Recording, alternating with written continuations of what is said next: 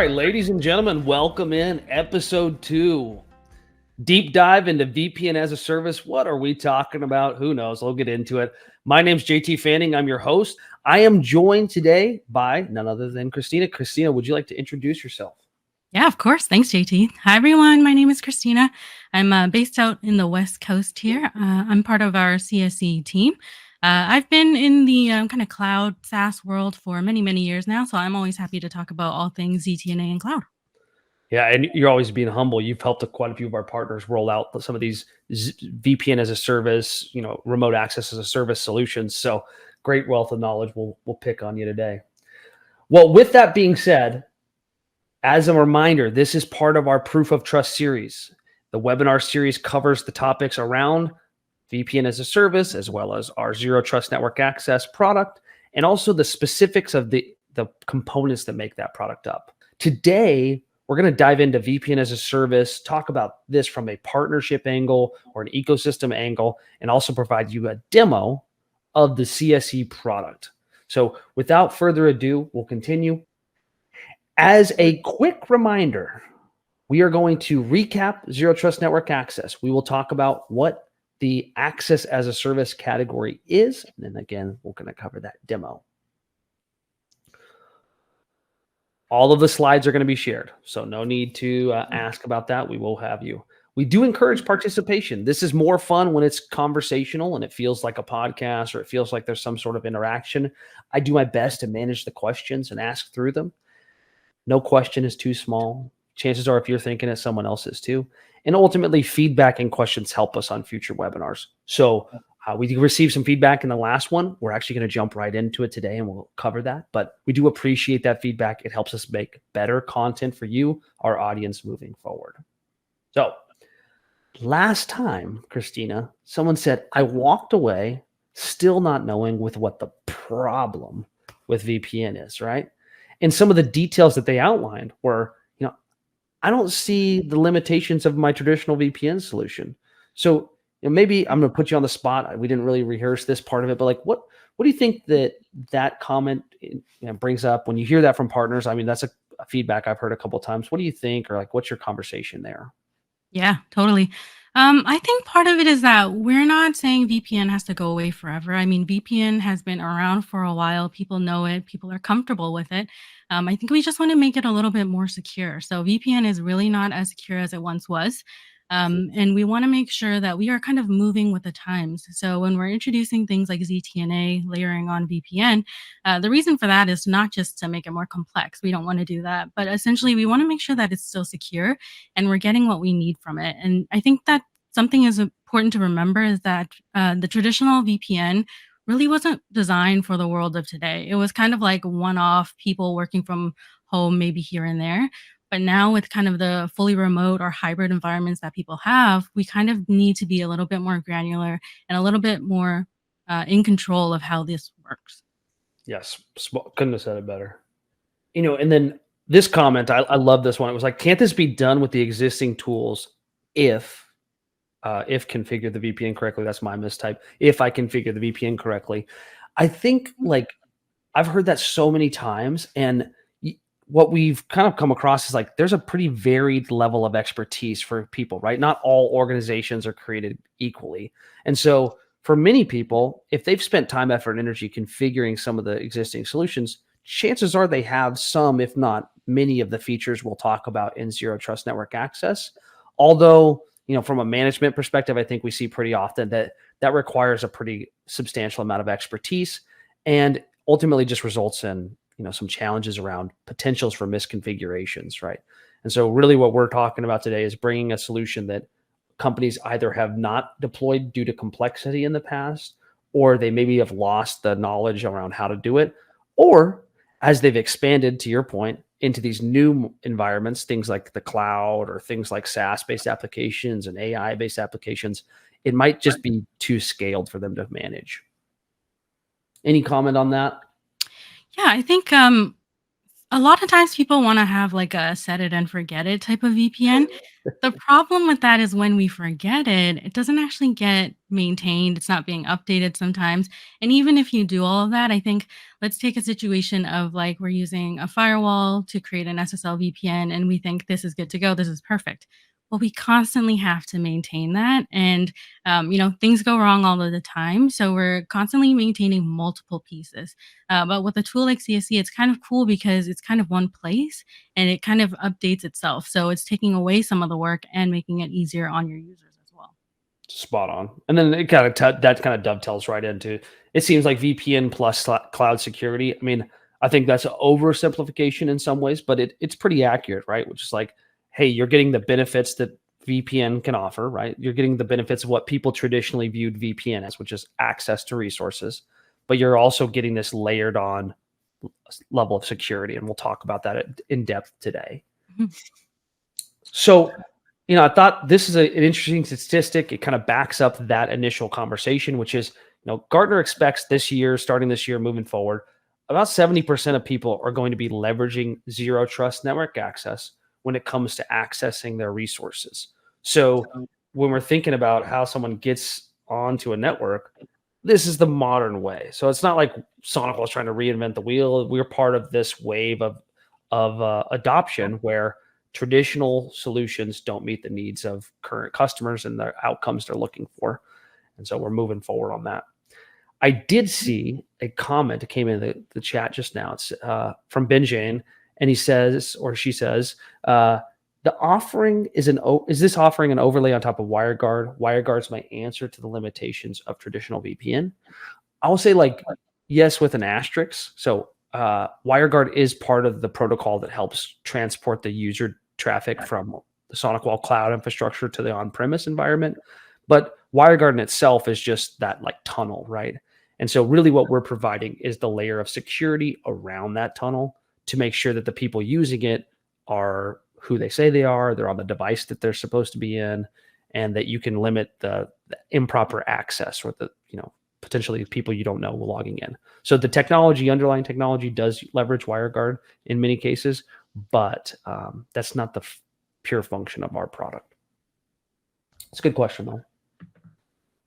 So, 70% are using it, Christina, but this statistic we were talking about earlier, about half of, SMB mid-market people with less than 2,000 endpoints, they haven't done more than just said like, this is what we think zero trust means to us. So, to those people, the ones that are in that spot, that are maybe in that half that haven't defined zero trust or in the process of it, what's your starting point for them?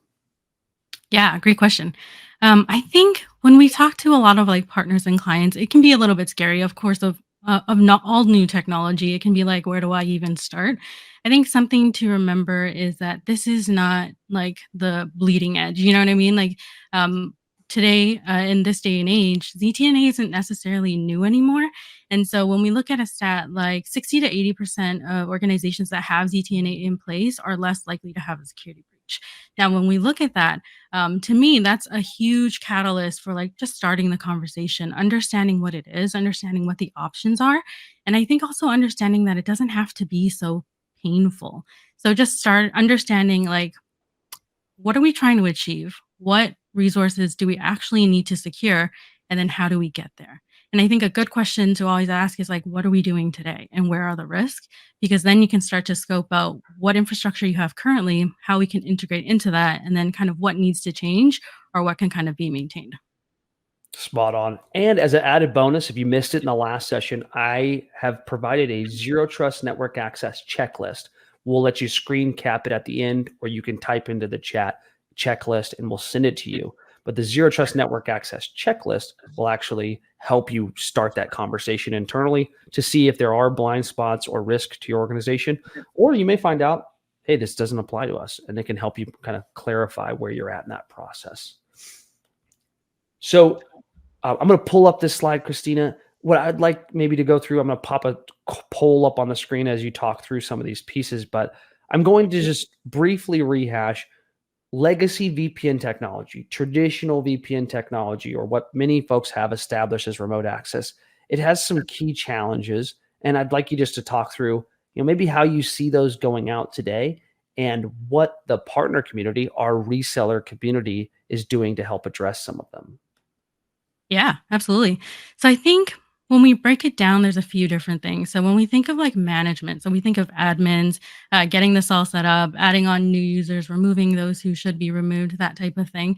Um, it's not always so clear. So you want to make sure everything's patchy, you want to make sure everything's good, but also we want to think about like visibility and how much access we're giving people. A lot of times, traditional VPNs give really broad access. So it's kind of like giving someone all the keys to the castle and assuming they aren't interested in exploring or that we can trust them to not lose those keys or have them at risk. So that's something that we hear a lot. And then, as well, end user experience wise, I think that a lot of folks will say the VPN kind of sucks, or having to VPN in is not as simplistic as people like to say it is. And I think that is something to consider because with end users, you want them to kind of comply with your security policies.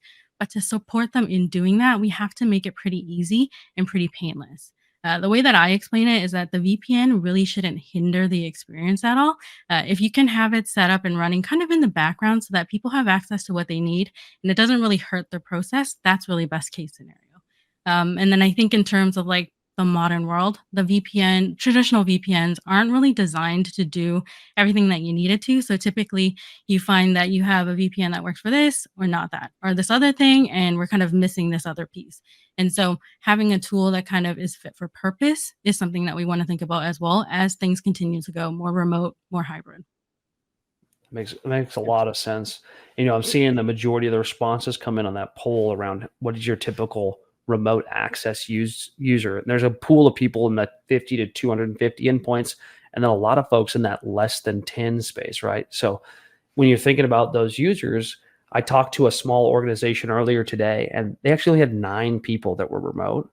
But the 9 people that were remote were developers with access to these databases that ultimately hold the keys to their like entire business. The guy's his self-proclaimed title was the key master because he's like, I have all the keys to this organization, and it's really on him and his small team to secure the access to those keys. So my comment to them was, look, you guys run a lean organization. You don't have a ton of remote users, but the risk to your business for those remote users that do have access is extreme. And he acknowledged it. The part of the reason we were having the call about zero trust was that exact scenario. And he was kind of in the camp of like, I want it simplified, right? I just want access to these resources. Like, I don't want to overcomplicate this thing. They had evaluated other products and, people tried to maybe oversell them with a bunch of bells and whistles. And he's like, look, I just want to know who's connecting to what resource and from what device. And I think that's one of the cool parts about the product that we represent is the simplicity. Yeah. So I'll end that poll, speaking of like the product that we're talking about today and what you're going to be able to give us a demo of, when SonicWall thinks about, the experience and the way that people connect, what's a little bit different that maybe has shifted from legacy VPN models to now? Yeah, absolutely. I think on the right hand side, when we kind of talk about the tool itself, what we want to make sure is that we are creating a security framework or architecture for each client that kind of suits their needs. And so what's nice about our tool is that we kind of separate it into private access versus internet access. And the beauty of that is you can kind of go and grow as you need. So we know that not everyone is going to have on-premise resources, or not everyone wants to get into something like a secure web gateway.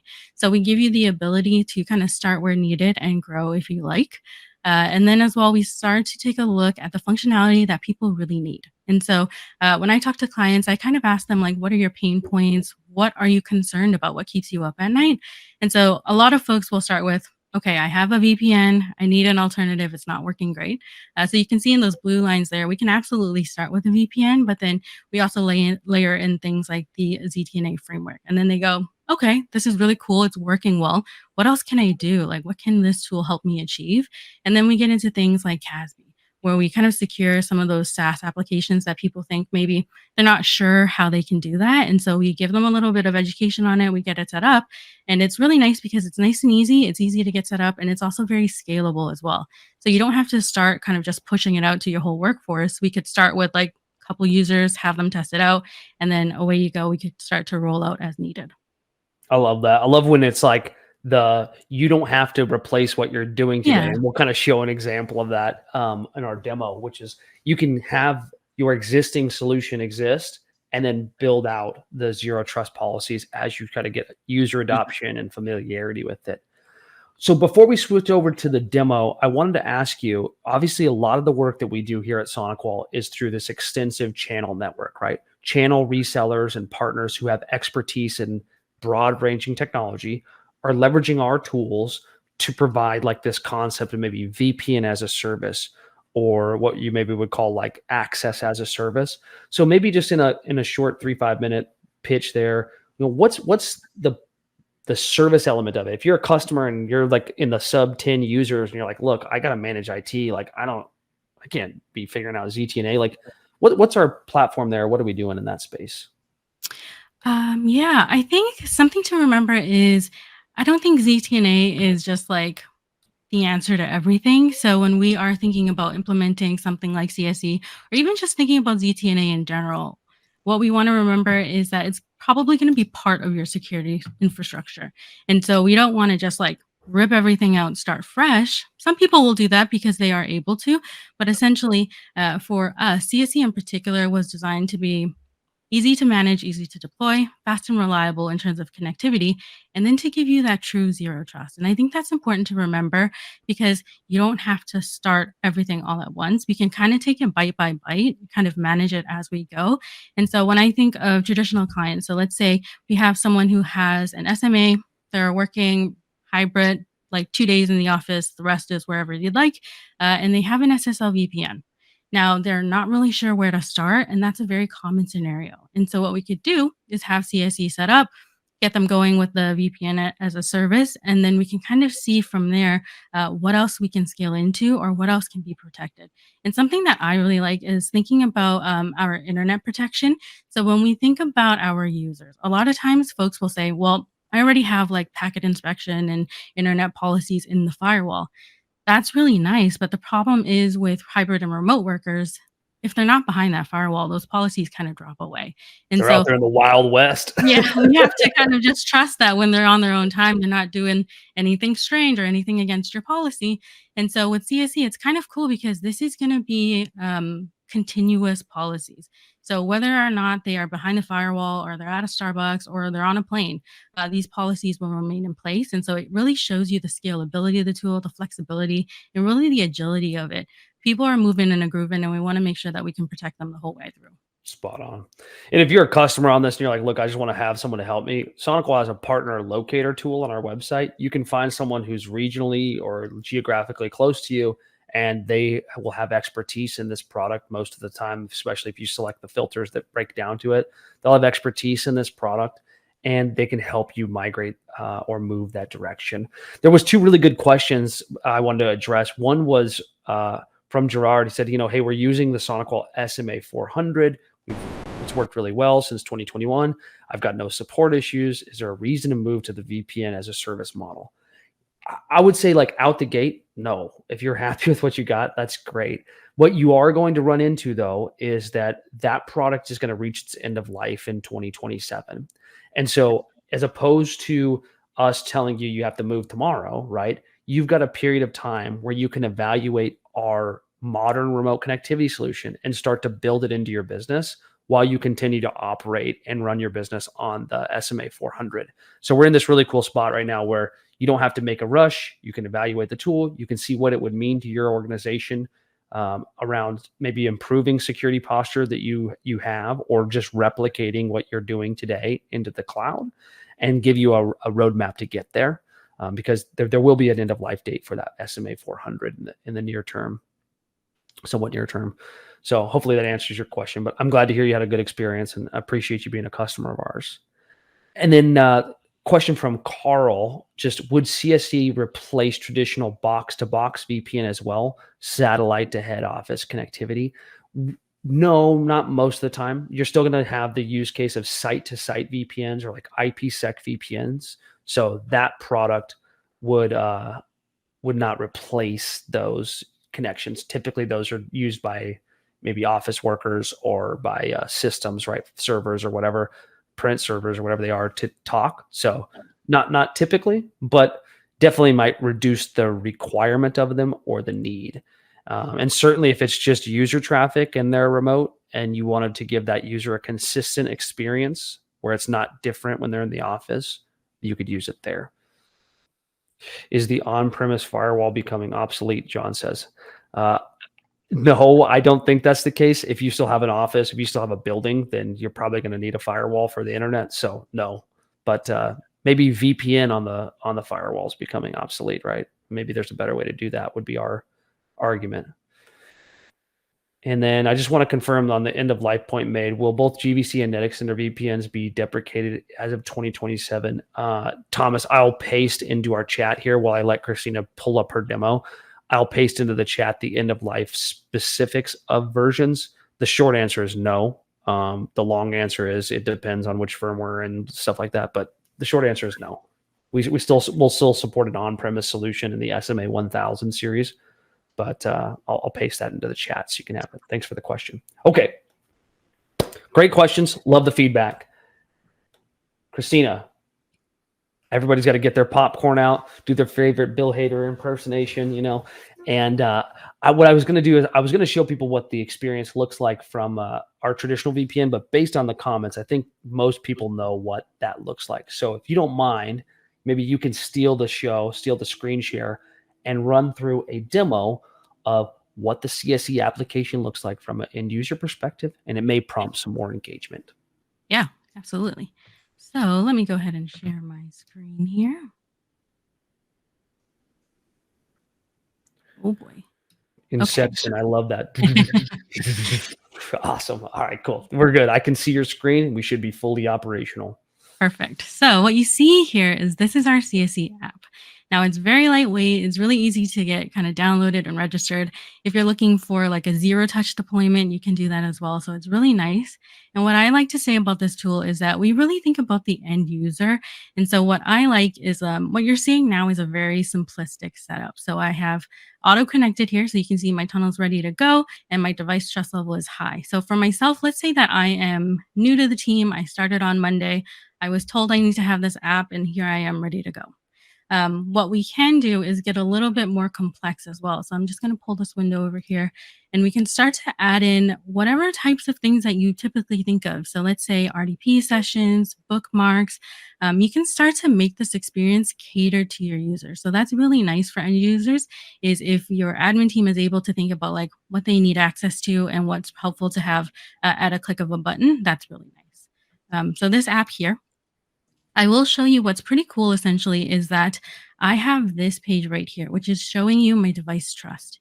Now with our ZTNA offering, we take a very device-centric approach to it. And so what we're seeing here is the trust level that I have currently.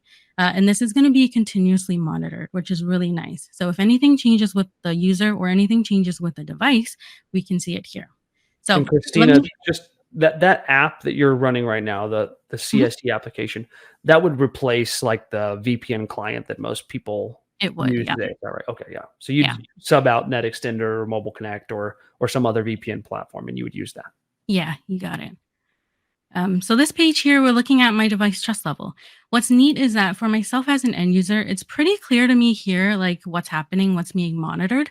And as an admin, you get to decide what makes a high, medium, and a low, but also how people move through those pieces. And so I'll kind of simulate an experience for you here. So let's say that I'm new. I started on Monday, so I am on my onboarding journey. I'm a little bit confused. So I was told that I need to have this app. I don't really know what it does, but who am I to say anything? So let me go ahead and have the app. And so from here, it's going to continuously monitor. And so let's just say that I am not a Mac user. I'm typically using a Windows laptop. This is my work computer. And so I'm on the learning curve. I'm in the settings. I'm trying to do what IT has told me I need to do. And then I click something a little funky. And then my VPN changes and I go, I don't really know what happened. What you can see here is that it's showing me now that my device trust level now is low. And you might be like, what does that mean? Where does that come from? We can see right here, there's a little X. And so I'm just going to click on this arrow. it actually gives me a definition as to what happened. So my local firewall has been disabled. And then it also gives me remediation steps. So from a end user perspective, this is pretty cool because I know what caused it and there's not a lot of confusion to be had here. But from an admin perspective, when we think of like support tickets coming in or people not being able to access something and they're not sure why, this is pretty cool because you can customize these messages. So you can let them know as much or as little as you'd like, and you can actually give them remediation steps. Now, when we think about this tool, you'll see right here, I am connected still. And let's say that it's the end of my day and I disconnect. And so this is where we were kind of talking about that idea of like consistent policies. Typically, what will happen is if I leave the office, let's say I'm typically behind the firewall and I leave the office, but I take my laptop home. That kind of means that that policy doesn't apply anymore. So you can see I'm disconnected here. And some people might think I've closed the app, away I go. And so now it's kind of like the Wild West. I could do whatever I'd like. I'll kind of show you how that doesn't have to necessarily happen. So let's say I want to do a little doom scrolling. And so I've gone to TikTok here and you can see that's against my policy. And you might think to yourself, wait a second, she's not signed in. Why is this happening? It's because the policy is still applied. And so for folks who say like, I can't trust them, like I can't trust them to not turn it off, this is still going to apply. And then as well, let's have a little think about our resources. So here at SonicWall, we have a rule that you need to have your CSE up and running. You need to be connected in order to access some of our resources. So I'll kind of give you an example here. Let me pull up this page. And you can see I don't have permission because I'm not logged into my tunnel. And so what it's doing is it's saying, yes, it's still Christina. Yes, she's still logged in. That's secure. Her device is still secure, but it's not actually using CSE. It's not in place. It's not running the way we want it to. Ergo, no access for you, which I think is pretty cool. And for myself as an end user, you can start to see how the experience is pretty seamless because CSE is right here for me if I need it. It can go away if I don't like it. I can essentially just have it running in the background, but the policies are still in place, which is really, really helpful in terms of keeping your security posture nice and high. You know, one thing I love about that trust scoring, you know, it's a little bit more technical user than most. One of the benefits is it kind of lets you know like what policies you're validating or what you're not validating against. And so if it's something you can remediate, like, hey, you need to be off of a VPN that's blocking your country or redirecting your traffic, you can go and remediate that issue. I know historically when I was using VPN, my challenge would be like, I don't know why I can't connect. Like my username's fine, my password's fine, but like I can't get access to this. Is it my network problem? Is it a laptop problem? Is it an update problem? There wasn't good user feedback. And one of the things I really like about CSE is that user feedback. There was quite a few questions. Thanks for running through that. Obviously, user experience, key for our solution. The back-end piece of that, like if you think about that comment was made back at the beginning, which is like, can't I do this with my existing solution? Short answer is yes. Long answer is like to do all of that requires quite a bit of experience and quite a bit of expertise, and it takes maintenance. And so what we've done is simplify that experience for both our customer base and our partner community. All right, let's get back to the slides so we have something to look at other than my zoomed in 1080p face here. Let's see, share screen, entire screen. Hopefully Bill Hader doesn't terrify everyone when he comes back up. There we go. So many of you on this call might be saying like, look, I'm a more technical user. I'd like to get going. I'd rather just like demo myself, whatever, right? You might want to just take that onto your own plate. So if you did want to do that today, if you saw what Christina represented and you're like, hey, I'd like to see how that would work, you can actually do this today with no, no strings attached, I guess, or anything. You go to mysonicwall.com. If you haven't been there before, it's mysonicwall.com, URL easy. You'll go to the product management section, and on the left, we have a box that says free trials. So if you click free trials, brings up this window, and the very first option is the SonicWall Cloud Secure Edge product. And that'll allow you to provision both the VPN functionality as well as the internet threat protection policies that Christina was sharing.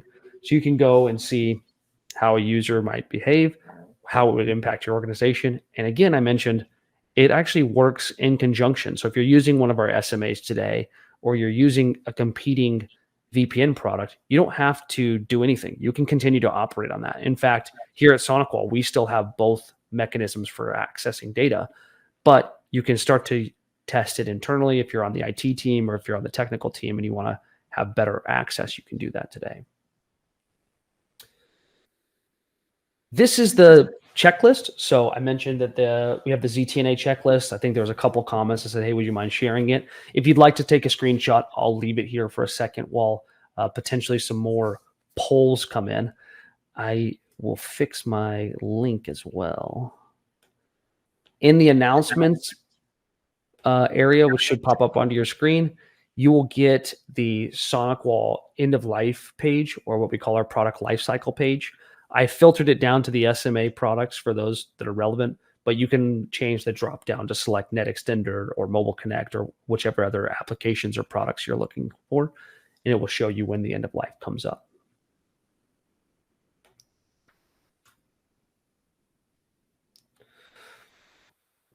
Alrighty. Hopefully you got a chance to do that. If you wanted us to send you like an emailed version of this, just shoot me a note that says, hey, can you link this over?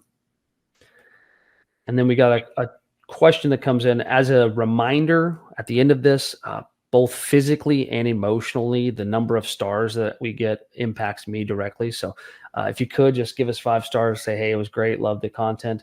But more importantly than that, we do like that feedback. You saw at the very start of this presentation, we handled the feedback from the previous call. Hopefully we helped put some of those questions to rest, or at least gave our context and our opinion about them.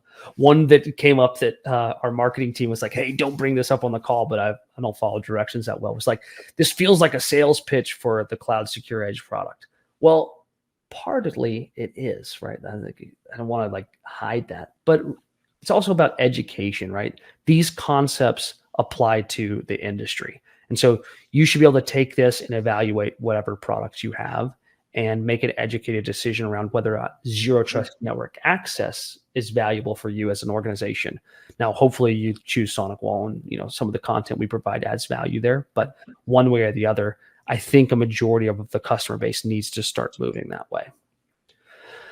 So Christina, we did get a question in the chat that was, do you have to have a firewall to like use zero trust? So that's a great question. It comes up pretty often. Sometimes people even say like, do you have to have a SonicWall firewall? Can you just clarify that for folks? No, you don't have to. So our offering in particular could truly be a cloud-based tool. So for situations, let's say you're a smaller organization, you don't have a physical office and everything is in the cloud, you absolutely can have CSE stood up without any hardware at all. But for organizations where you already have existing infrastructure, or you're a little bit shy, you just want to see what the ZTNA experience is like, you don't want to lean all the way into it, or you can't, that's totally fine too. You can have it set up alongside hardware. So that really speaks to the flexibility of the tool. So short answer is no, you don't have to. Yeah, great. And then, David asked an adjacent question. It says, is CSE available for the TZ series as well?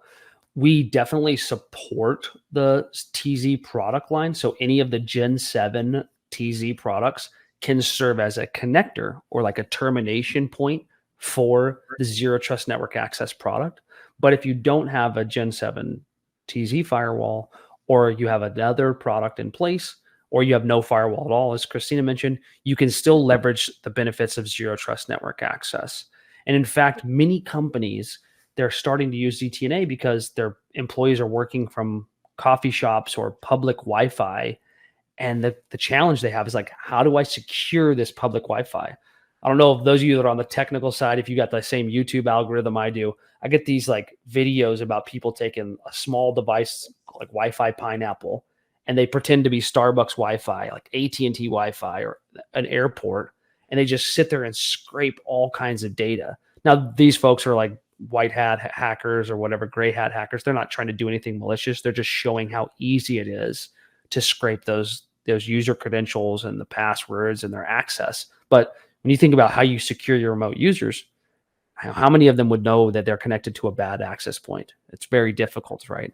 So these are some tools that can help them there. Thanks for the question, David, again. Good question from Bert. I really appreciate that. Small organization that does not have an IDP. For those of you that don't know, that's an identity provider, something like Entra ID or Google, etc.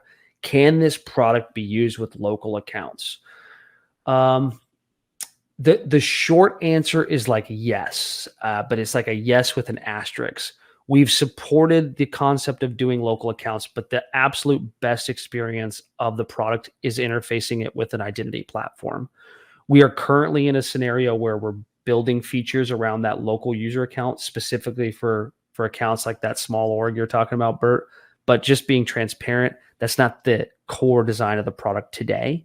And so I would say reach out, let's do a demo. We can use that trial if you want to, and you can create local accounts to validate it. If you're a reseller on this call or you're a customer, the benefits of moving to modern identity platforms are pretty vast, and there's money to be made in helping folks move to that. So I think the best answer would be to move someone into a cloud identity platform like Entra ID or like a Duo or one of those platforms. But we do technically have some ways to support local accounts, so I don't want to say just no. It's not the best experience you probably have with the product. Any comment there, Christina? Yeah, I think that's pretty common, especially if it's an organization that's like mostly on-prem or they're kind of moving into the cloud world. I would say don't let that scare you, especially if you're willing to do a trial. We do have that local user management option. And so, what I like to say is it gives you a really great opportunity to at least test the tool and see what it's like. And then from there, you can kind of have that conversation of like, are we staying on prem? Is this a long term thing? Or is this kind of a catalyst for having the conversation of moving to something like a cloud IDP, because it does integrate really well. And then it just gives you the best case scenario in terms of integrating with other tools as well. Yeah. I mean, I had a customer that was in a similar spot, and they evaluated they were like, we don't want to move the cloud IDP. Like the customer was like, no, we don't want to, we don't need to. But then Mhm. they came to their managed service provider and they were like, hey, we want to use this new AI tool that's like hosted in Azure. Mhm. And they were forced to, right? And so it's kind of a good scenario. The partner had told this customer about a month earlier that they should be moving to a cloud identity. It would help them adopt modern tools. And the customer said no. Fast forward a month, customers going, I want to use this cool fancy AI tool. And what's the first step? They need a cloud identity. And so, that partner, that MSP won a lot of credibility, I think, in that scenario because they're educating their customer in advance. And like, nothing's better than when you tell someone something's going to happen and then it happens. So trusted advisor, as cliche as that might be, it came up well. Totally. All right, a couple more questions. Got one from Denny. Denny said, hey, might have joined late, but a couple of questions. How's CSE configured to the client network? Previously WAN IP for a traditional VPN. So how is CSE configured to the client network?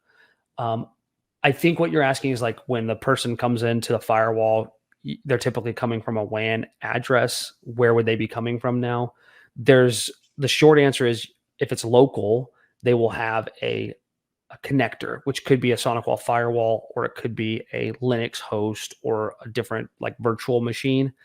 And the user will come from the SonicWall cloud infrastructure, or it could be a hosted node and be on a predictable IP address that then hits that connector and gets access to that network. That might be more technical than most folks will want on this call, but the short answer would be it could come from the SonicWall cloud or a private cloud that you host, and you would be able to know a very specific range of IP addresses that it would come from. It would hit your connector, and then it's going to be given a local address that you put into that network. So hopefully that answers that portion. And then the second piece was you can join an unsecured Wi-Fi at an airport and connect to CSE without being concerned about being connected to the public network. I think like the short answer is yes. The long answer is you don't want to accidentally connect to a bad network, but the user has a really hard time deciding whether a network's good or bad or whatever, right? With the SonicWall tool, because we're doing DNS security and because we're doing like some of the trust scoring, right? Where's this user coming from? The likelihood of a bad network being able to sniff your traffic is substantially reduced, right? Because any traffic that's destined for the SonicWall cloud will have to, if it's being proxied, will be intercepted. So, Christina, maybe you can clarify that in a better term. I kind of got word salad there. Yeah, I think when we're looking at kind of the user experience, we want to have CSE running. So let's say that we are in the airport and we are connecting to the Wi-Fi. It's free, it's nice and easy. And then we also still need to get some work stuff done. So we're trying to access like Salesforce or QuickBooks or whatever it may be. All of the functionality of CSE is still going to be there. And so what I mean by that is, let's say we have it set up that every user needs to be connecting via their Entra ID. So we go ahead and get authenticated that way. And then we also need to have our tunnel active so that we can get into Salesforce, and it's only going to recognize the IPs given to it, or at least stipulated by admins. And so in that case, that whole process is going to keep us secure. But what it's not going to do, and what I like to make kind of very clear, is that it's not going to do something like a packet inspection in the background, because that's not what it was set up for. And so this is where I was kind of mentioning we still want to have architecture in place that does certain things that CSE just isn't designed to do. So if we aren't set up to do packet inspection, it's not just going to magically do it. Yeah. Good comment. Carl asked kind of like clarifying question. I didn't see an authentication mechanism in the demo. How does the app validate the user? It will tie in with your Entra ID platform. So if it's at the very beginning, when Christina clicked like log in, you could see a tie off to the, like via SAML to our Entra ID system. So that's the way that ours is set up, but it could really be any SAML based cloud identity platform, and we can interface with it. So it would leverage that. We also generally talked about small users being able to use local networks, which is kind of a corner case, but that's the option. Good question. Okay. I'll give a little bit of time. Anytime, Denny. I really do appreciate everyone's time. Again, if you got value out of it, give us some thumbs up, share it, do that thing. All the requirements. I'll leave the chat open for a little bit longer if there's additional questions, but that's the end of our prepared content. We will be back in a couple weeks right after the holiday for episode 3. So we look forward to seeing you all then. And Christina, I will give you the parting words. Thanks, JT. Yeah, thanks everyone for joining us. I think from our perspective, ZTNA is kind of the movement right now in the industry. So this is not a SonicWall specific thing, and kind of moving away from SSL VPNs is not SonicWall specific either. So this is us kind of changing with the times. And so what's really nice, and what I always say, is feel free to take advantage of those trials. If anything, like, it will give you the ability to have that discussion to describe like what is ZTNA and how are we going to structure it. Because I think for most of us, ZTNA is maybe something we haven't delved fully into, but I think it's something that we really do need to think about, especially as we start thinking about new tools, AI coming into place.